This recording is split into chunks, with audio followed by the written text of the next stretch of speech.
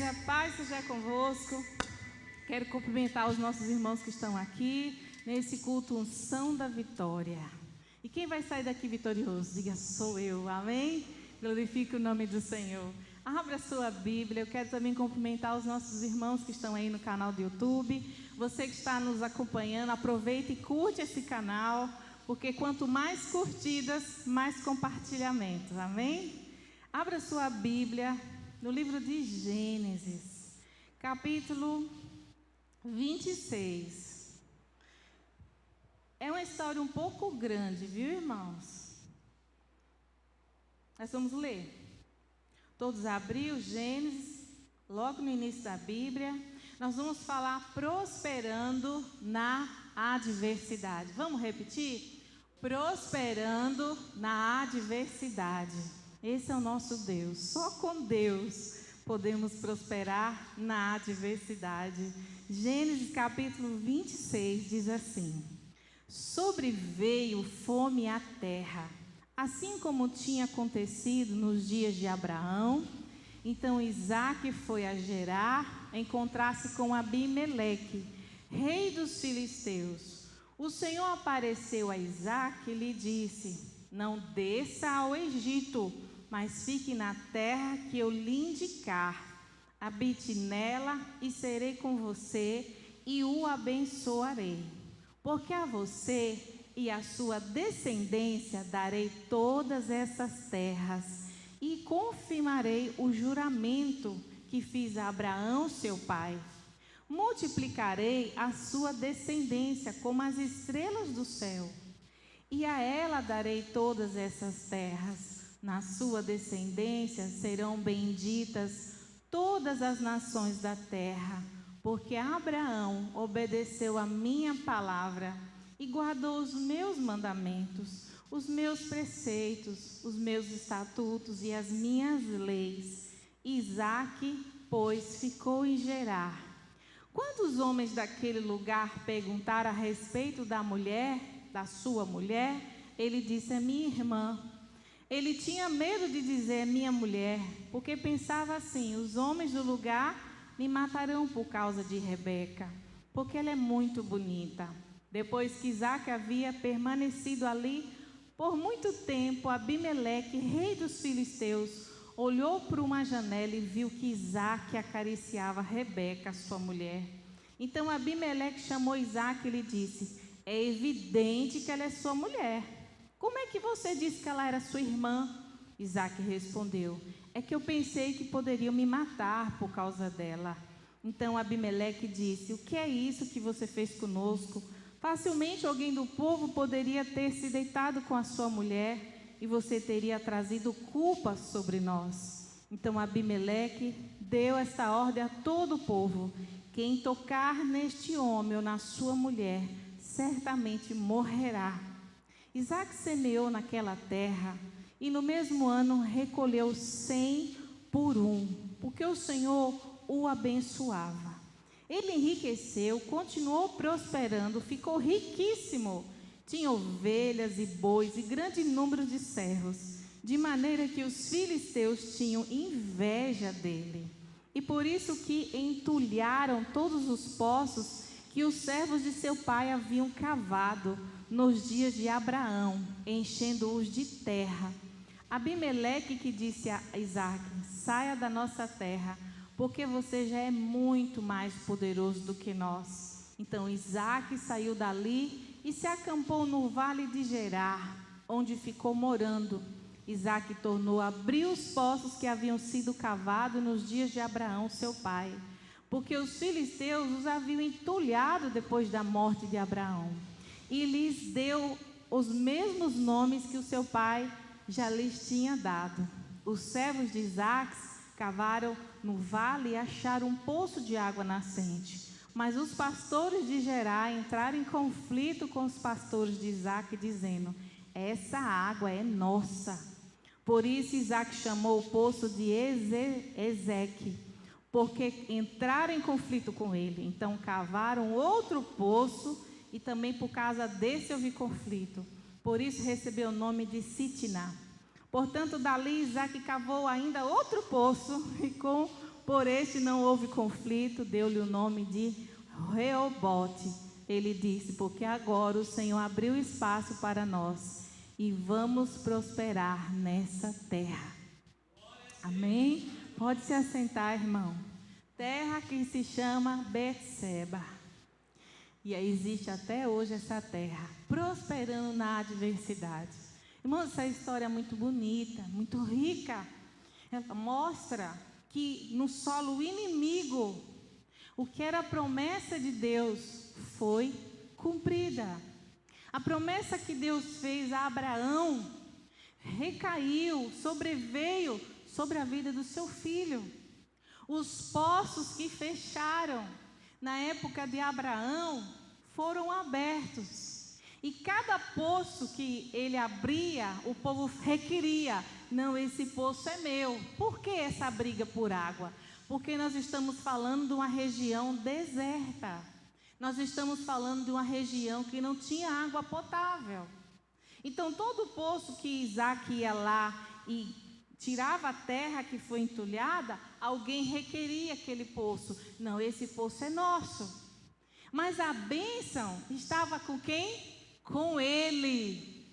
Havia uma promessa com Isaac, que foi dada a seu pai, que nós somos abençoados devido a essa promessa. Todas as nações serão abençoadas por causa de Abraão. Se nós hoje conhecemos Jesus e somos abençoados, é debaixo dessa promessa que nós prosperamos. Todas as nações. E o filho dele também foi abençoado no solo filisteu. E o rei começou a perceber que ele estava crescendo. Irmãos, tudo que é de Deus, que é abençoado, cresce. Onde há fidelidade, há crescimento. E quem conhece o nosso coração é Deus. Não é quantidade, não é valor, não é preço, é lealdade à palavra do Senhor. É fidelidade. Observe pessoas que são prósperas, são leais às coisas, são pessoas dignas, pessoas com caráter, pessoas com respeito, pessoas que fazem o que é certo. Não estou falando só de dízimo não, irmãos, estou falando de tudo. Quando você é próspero, você não é só próspero financeiramente não, você é próspero em tudo que você colocar a sua mão.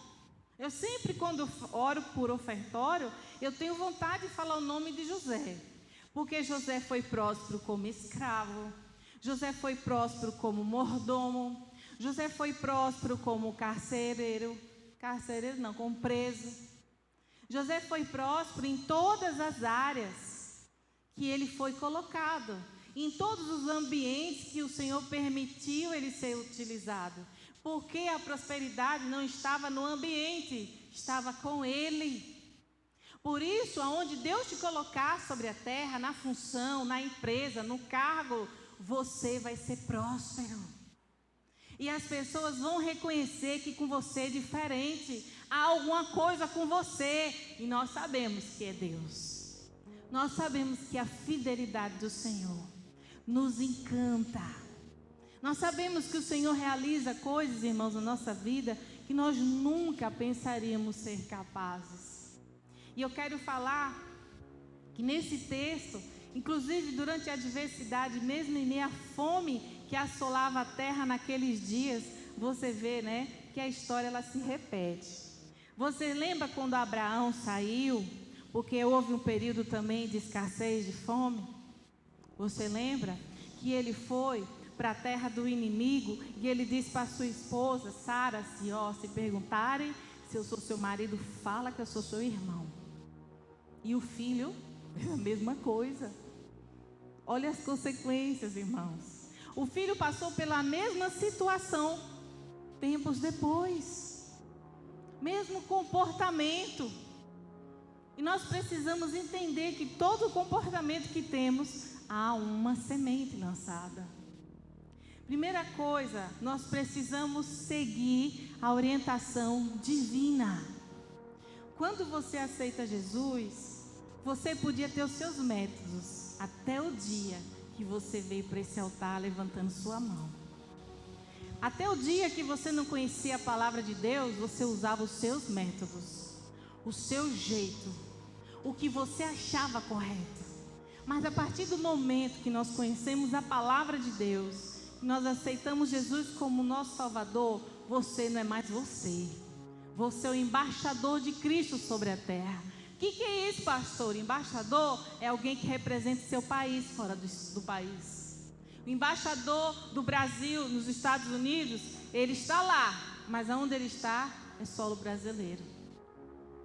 Ele representa o país lá. Ele promove lá as leis que estão no Brasil. Ele promove e cuida dos brasileiros naquela terra. Nós somos embaixadores de Cristo do céu na terra.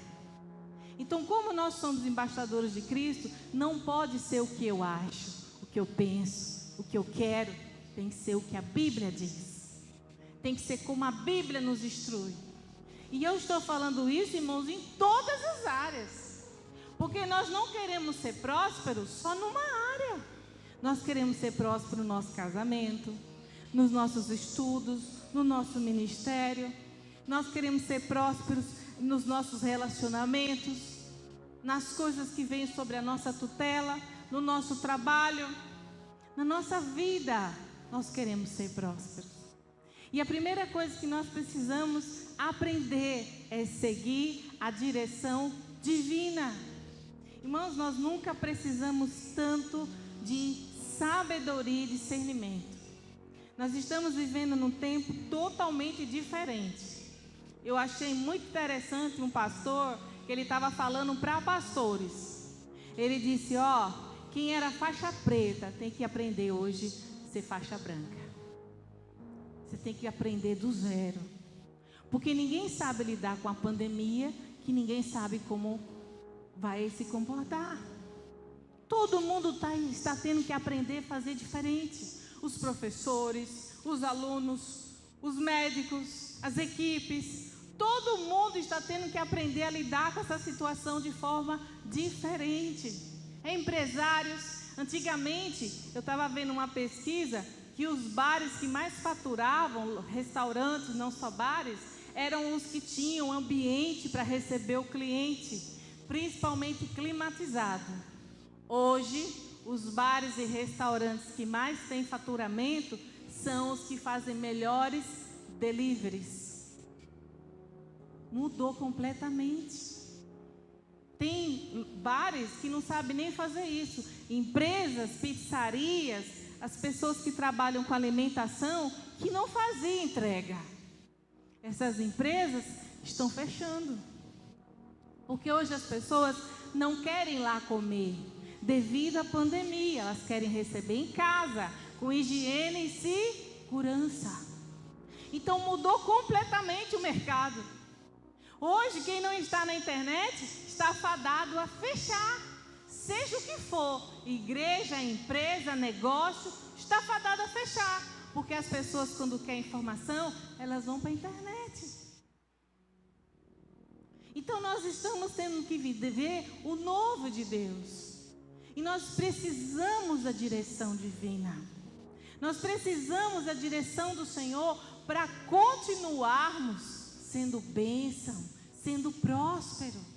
E como se prospera na adversidade? Nós temos aqui, nós acabamos de ler, como o filho de Abraão prosperava no deserto em meio à adversidade, sobre a tutela do exército filisteu. Por quê, irmãos? Porque havia uma promessa sobre ele. Essa mesma promessa está sobre a nossa vida. Diga, eu tomo posse. Em nome de Jesus. Essa mesma promessa está na minha vida e na sua igreja. Por que às vezes a gente não toma posse? Primeiro, porque a gente não sabe. Segundo, que a gente não obedece. Terceiro, porque a gente não milita. Bota em prática. Primeira coisa que nós vamos falar no item, seguindo a direção divina, é: Deus aconselhou Isaac a não descer ao Egito. Muitas vezes somos tentados a buscar facilidades no Egito. O que é, irmãos, não descer ao Egito? É não fazer o que não deve ser feito. É não usar as armas do mundo para resolver problemas. É não usar o jeitinho brasileiro.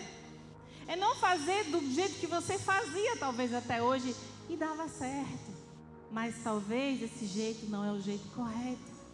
Segunda coisa, Deus renovou a promessa de abençoar Isaac e sua descendência, como havia prometido a Abraão. O que nos motiva são as promessas de Deus quanto à nossa vida. A Bíblia diz que nosso Deus é o Jeová Jiré. Irmãos, quantas pessoas nesse período estão mudando de emprego? Estão mudando a forma de trabalhar? Hoje eu estava tendo uma aula sobre motivação. É interessante, é fantástico você estudar sobre motivação. E a professora estava falando que dentro do condomínio que ela mora, tinha um senhor aposentado. E esse senhor, um dia o filho dele deixou o neto dele para ele levar na escola. E o neto desceu e ficou correndo no condomínio, ficou brincando no condomínio. E uma senhora falou assim: qual a sua escola? Porque viu a farda do menino igual a farda do neto dela. Ele falou assim, falou a escola. Quem vai te levar? Ele disse, meu avô vai me levar. Aí ela chamou o avô do menino e disse, quando o seu neto estiver aqui e você for levar ele para a escola, você leva e aí me avisa que eu busco. E aí só um gasta gasolina uma vez por dia. Combinado? Ele combinado. E outros vizinhos ficaram sabendo. Sabe como ele trabalha hoje? Ele trabalha o dia inteiro. Esse senhor mora num condomínio na Barra. Então ele cuida de senhoras que vai para médicos, pessoas que precisam fazer compras e não tem carro, pessoas idosas que moram sozinhas. E ele é um idoso. E ela diz que ele encontrou outro meio de trabalho. E esses dias ela falou, olha, eu estou precisando da sua carona, do seu serviço. E o serviço cresceu tanto, irmãos, que ele já chamou um amigo dele aposentado também, porque ele não está dando conta. E ele só trabalha com gente conhecida. Então ele tem crianças que ele leva às vezes na casa dos pais, para casas de avô. Ele tem mulheres que precisam do serviço dele, homens que precisam vir para a Barra, estão sem carro e o Uber não atendeu. E ele está trabalhando. E ele disse para a minha professora, eu nunca fui tão feliz. Eu nunca imaginei que nesse pleno pandemia eu ia trabalhar. Aí disse, olha, eu ganho a gasolina, o pão, ainda sobra dinheiro para mim. Praticamente eu não estou mexendo na minha aposentadoria. Irmãos, quem abre essas portas? Quem providencia isso? É Deus. Deus, ele pensou que aposentado ele ia ficar em casa quietinho. E olha, de uma oportunidade, de uma necessidade, foi surgindo um negócio. Nós precisamos buscar a direção do Senhor. Nós precisamos confiar que é uma promessa de prosperidade para mim e para você. E quando você se posiciona, os anjos dizem amém. Porque a Bíblia diz, Deus dá ordem aos anjos a seu respeito. Terceiro, Isaac obedeceu a Deus ficando em Gerar. Deus quer exaltar-nos no mesmo lugar que muitas vezes fomos humilhados. Foi ali que fecharam os poços de Abraão. E foi ali que tiveram que abrir. E em todos teve água. E todos que foram tomados, Deus abriu outro. Se tiraram alguma coisa de você, irmãos, se trocaram você de função sem você merecer, se você perdeu seu emprego e Deus sabe a sua fidelidade, Deus vai abrir uma outra porta para você. Deus vai abrir outro poço para você, com água melhor do que o anterior, porque Deus sabe o que é melhor para nós. Tome posse disso. Tome posse, não fique reclamando, murmurando, falando o que aconteceu, do que você tinha, do que você era. Não, vai orar ao Senhor, vai pedir providência, vai pedir oportunidade, vai pedir uma estratégia, vai pedir uma oportunidade talvez de fazer um curso, para que você aprimore alguma coisa ou comece um novo ramo. Peça a Deus uma direção. Quarto, no Salmo 32:8, o Senhor promete orientar-nos e guiar-nos. Instruir-te-ei e ensinar-te-ei o caminho que deves seguir. Guiar-te-ei com os meus olhos. Você acha mesmo que Deus não está vendo a sua necessidade? Está, igreja. Deus está vendo. Deus sabe o que você precisa, mas você precisa buscar. Senhor, o que eu devo fazer? Como que eu devo agir? O Senhor deu uma voz de comando a Isaac: não saia daqui. Você vai ficar aqui. Eu vou te abençoar aqui em Gerar. E ele obedeceu. Quantas vezes, irmãos, a gente troca de emprego, de função, entrega cargo em igreja, fala que quer, não quero. E Deus tinha algo para você naquele lugar. Deus tinha algo para você através de alguém naquele lugar. Talvez nem era o lugar, irmãos, mas através daquele ambiente, Deus ia prover alguma coisa maior para você. Talvez não seja nem aquele emprego que você merecia, mas é através daquele emprego que você ia ter visibilidade, que alguém ia te enxergar, e você não quis. Porque não era sua função, porque você ia ganhar menos, porque você ia se submeter, porque você tem formação. Não, sede submisso à voz do Senhor. Quando eu fui morar no Pará, irmãos, meu currículo não é ruim não, mas eu mandei para tudo, ninguém me chamou. Aí minha vizinha sabia, ela era engenheira, trabalhava na Jari, a maior empresa da região. Ela disse para mim: Miriam, o clube vai precisar de uma secretária. Eu sei que não é suas funções, mas você quer? Eu disse: claro que eu quero.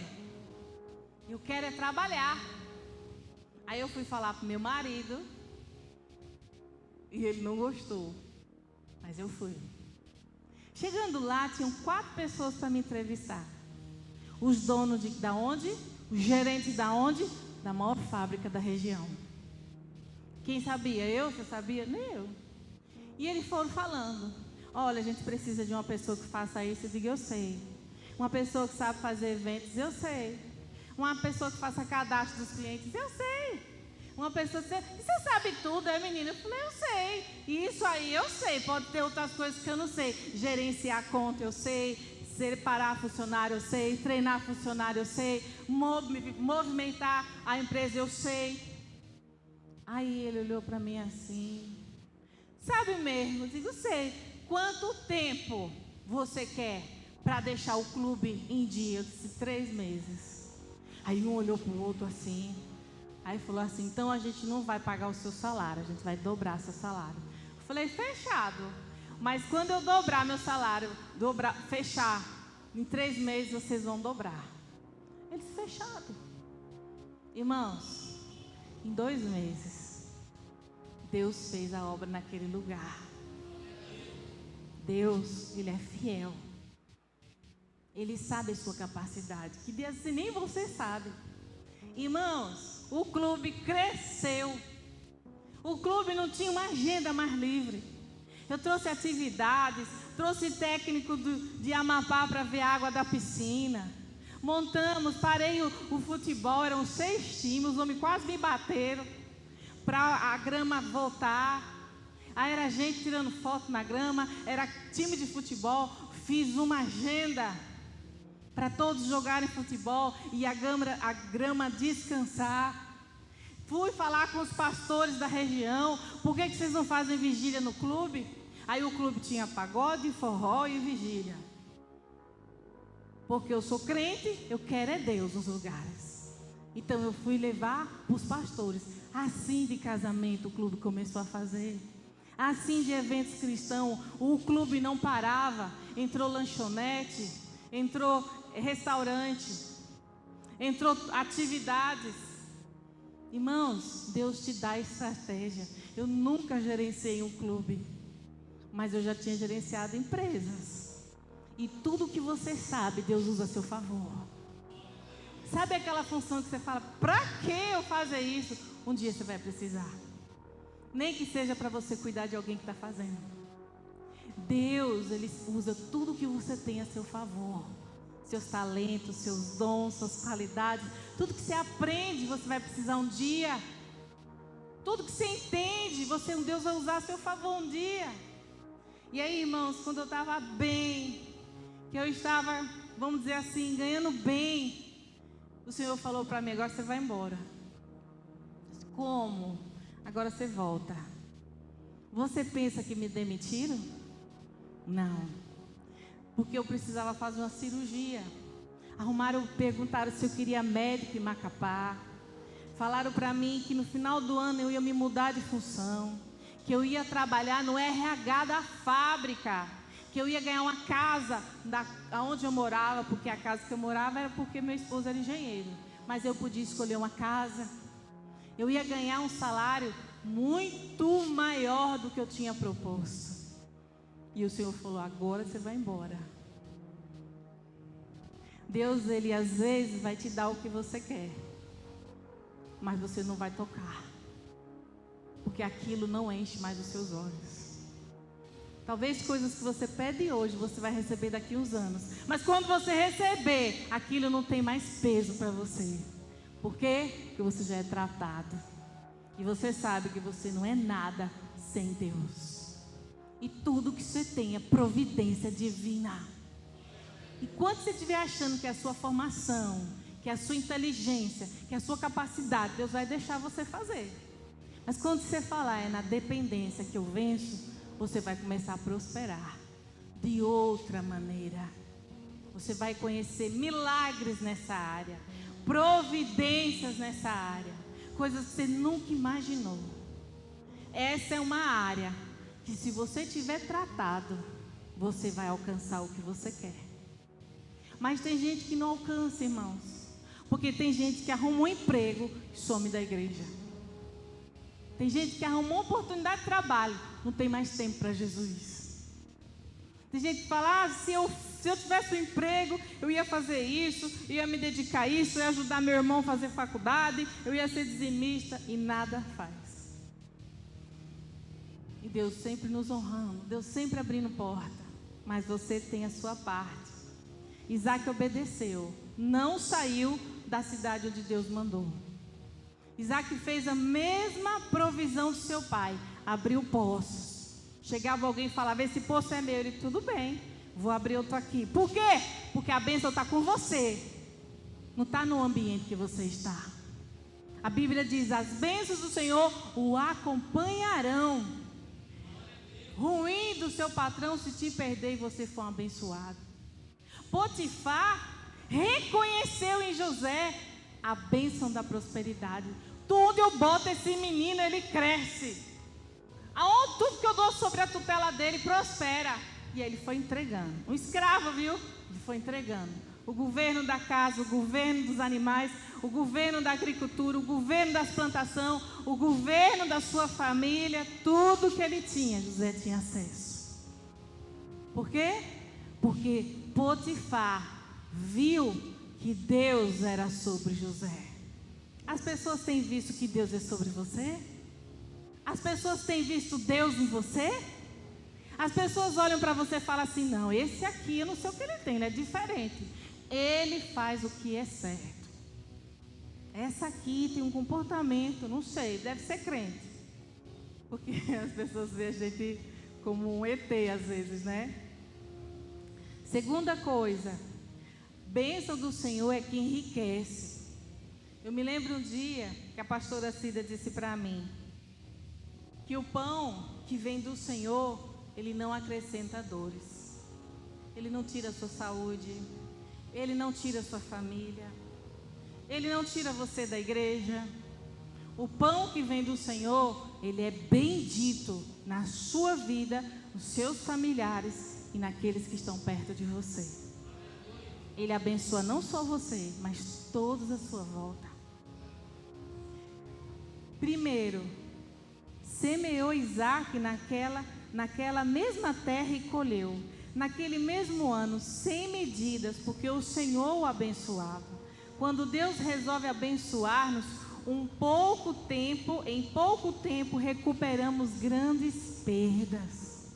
Em pouco tempo você vai recuperar coisas que você perdeu. Tem uma música que fala assim: eu fui no terreno do inimigo e eu roubei tudo que assim. Peguei, eu roubei tudo que me roubou. Nunca ouviram? Como assim, igreja? Não é assim, Mar? Hã? Eu fui no terreno do inimigo e eu tomei tudo que me roubou. Tomei tudo que me roubou. Vocês nunca cantaram essa música? Olha, louvor. Pode ensaiar aí para cantar. Próximo domingo, amém? Agora você imagina, um novo convertido chega aqui na igreja cantando uma música dessa. Ele se assusta. Eu, em terreno do inimigo, no mínimo pensa que é coisa de macumba, né? E vou roubar o inimigo, tudo que me roubou, que negócio é esse, irmão? Crente é uma coisa séria, né? Oi, só Deus. E essa música é uma verdade. Quando você vem para Jesus, Ele restitui tudo na sua vida. Segunda coisa, e engrandecer-se o varão, e ia se engrandecendo, até que se tornou muito grande. Gênesis 26, 13. A bênção do Senhor nos enriquece. Irmãos, você já ouviu falar assim? O pouco com Deus é muito. O muito sem Deus é terrível. Porque tem gente que tem muito, mas por não ter Deus, fica um avarento, um egoísta, nunca está bom, só quer mais. Não divide com ninguém, não abençoa nem sua casa. Cuidado, irmãos, porque às vezes o Senhor nos dá também para usufruir. Tanta gente que trabalha tanto, junta tanto e gasta tudo que juntou com a doença para recuperar a saúde. Cuidado. De vez em quando se deu luxo de alguma coisa, se deu direito de algum restaurante bom, se deu direito de comprar um livro bom, de fazer um passeio, de fazer algo que seria um sonho para você. De vez em quando se dê esse direito, irmãos, porque nós não sabemos o dia de amanhã. Se programe, junte, mas de vez em quando se dê o direito de usufruir daquilo que Deus te dá. Amém? Terceiro, a nossa prosperidade desperta inveja em outras pessoas que estão à nossa volta. Gênesis 26, 14. Abimeleque, o rei Abimeleque, é assim que fala. Cadê? Abimeleque. O rei Abimeleque viu a prosperidade dele e ficou com raiva. Quantas vezes a gente está prosperando e em vez da pessoa ficar feliz, eu digo que o dinheiro dizendo a caráter, né? A nossa prosperidade desperta inveja em outras pessoas que estão à nossa volta. Em Salmo 112, 10, o salmista afirma que o ímpio invejoso chega a se enraivecer e se consumir por causa da prosperidade do justo. Você sabia que incomoda a sua prosperidade? Infelizmente, irmãos, você tem que fazer esse filtro com pessoas que você chega, olha, eu consegui, eu fiz uma boa prova. Foi mesmo? Não acredito. Cai fora. Olha, eu vou passar, eu estou estudando para tal concurso. Mas tu não passa não, meu filho, ele é 100 para 1, você só precisa de uma vaga. Gente que só bota você para baixo. Gente que você fala que vai trocar o carro e fala, não acredito. Para quê? Irmãos, cuidado com pessoas assim. Pessoas pessimistas, pessoas sempre reclamam, pessoa nada tá bom. Cuidado. Quarto e último. Entretanto, o próprio Deus se compraz na prosperidade do seu servo. Salmo 35, 27. A nossa prosperidade vem do Senhor. E Ele nos faz prosperar mesmo na adversidade. A fome podia estar assolando a terra. O servo de Deus, porém, experimentava fartura e abundância em meio à escassez. porque o Senhor promete abençoar toda a obra de nossas mãos. Deuteronômio 28, 12 e 13. E hoje é culto unção da vitória. O missionário Márcio vai estar ungindo a mão de vocês. E a nossa oração hoje é que Ele unja a sua mão e que você seja abençoado, que você seja próspero, que as portas se abram nessa área da sua vida. Agora entenda, quando eu falo de prosperidade, eu não estou falando só de recursos financeiros. Eu estou falando de ter uma vida abençoada. De tudo que você fizer for abençoado, seus estudos, relacionamentos, sonhos, projetos, tudo que você colocar a mão, o Senhor tem prazer em te dar.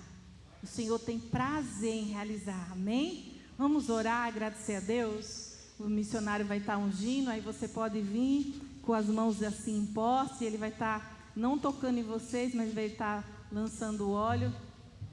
E Deus vai abrir portas para você. Você que está em casa, acompanhe-nos no louvor. Eu tenho certeza que o Senhor também vai te abençoar. Como pode ainda adorar se não tem motivos para cantar? Abandona esse Deus e morre.